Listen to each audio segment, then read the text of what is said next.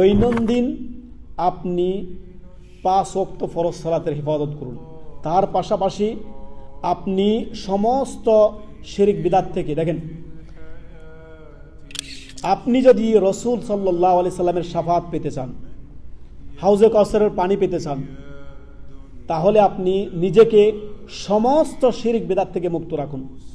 সমস্ত শিরক বিদআত আজকে তওবা করে সমস্ত শিরক বিদআত থেকে নিজেকে বিচ্ছিন্ন করুন। আর দৈনন্দিন 5 ওয়াক্ত ফরজ সালাত আদায় করুন।